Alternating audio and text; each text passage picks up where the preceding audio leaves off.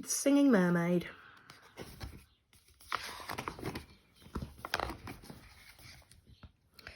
Did you ever go to Silver Sands on a sunny summer's day? Then perhaps you saw the mermaid who sang in the deep blue bay. She sang to the fish in the ocean, to the haddock, the hake and the ling, and they flashed their scales and swished their tails to hear the mermaid sing. And sometimes the singing mermaid swam to the silvery shore. She sat and combed her golden hair, and then she sang some more. She sang to the cockles and mussels, she sang to the birds on the wing, and the seashells clapped and the seagulls flapped to hear the mermaid sing. When Sam Sly's circus came to town, Sam took a stroll by the sea. He heard the mermaid singing, and he rubbed his hands with glee. He said, "I can make you famous, I can make you rich," he said. "You shall swim in a pool of marble and sleep on a fine feather bed. You shall sing for the lords and the ladies, you shall sing for the queen and the king, and young and old will pay good gold to hear the mermaid sing." "Don't go," cried the seagulls, and the seashells warned, "He lies." But the mermaid listened to old Sam Sly and smiled as she waved her goodbyes. And he took her away to the circus, and she sang to the crowds round the ring, and more, more, more came the deafening roar when they heard the mermaid sing. Now the mermaid shared a caravan with Annie the acrobat, and Ding and Dong the circus dogs, and Bella the circus cat.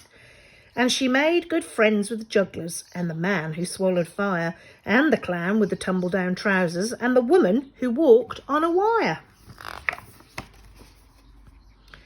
But she wasn't friends with Sam Sly. No, she didn't care for him, for he made her live in a fish tank where there was no room to swim. And there was no pool of marble, there was no feather bed, and when she begged him, "Set me free," he laughed and shook his head.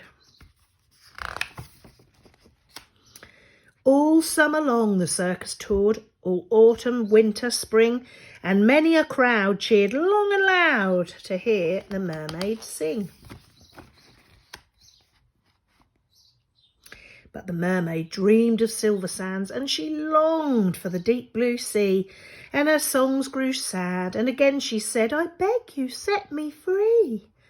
But again he laughed and shook his head and told her, "No such thing, here you'll stay while people pay to hear the mermaid sing."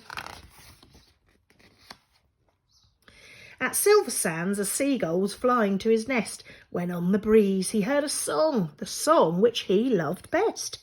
And he followed the song to the caravan. Sam Sly was about to lock it. The seagull watched as he turned the key and slipped it inside his pocket. The seagull waited till Sam had gone, then he perched on the windowsill, and tap, tap, tap, tap at the window he tapped with his yellow bill. Come back to Silver Sands, it's only a mile away. I can find the key and set you free if you'll come back home to the bay." "Escape," barked the dogs. "Escape," meowed the cat. But the mermaid sighed. "I'd fail, for how could I walk to Silver Sands when I only have a tail?" "Like this," cried Annie the acrobat, and she stood upon her hands. "This is the way, the only way, to get to Silver Sands. Right hand, left hand, tail up high. There's really nothing to it. If I give you lessons every night, you'll soon learn how to do it." Next week, while Sam was snoring, the seagull stole the key. He carried it off to the caravan and set the mermaid free. And he flew ahead to guide her as she walked upon her hands all along the moonlit road that led to Silver Sands. And the creatures on the seashore and the fish beneath the foam jumped and splashed and danced with joy to have their mermaid home.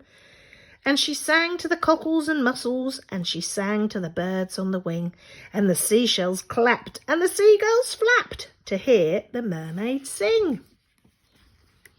And if you go down to Silver Sands and swim in the Bay of Blue, perhaps you'll see the mermaid, and perhaps she'll sing for you.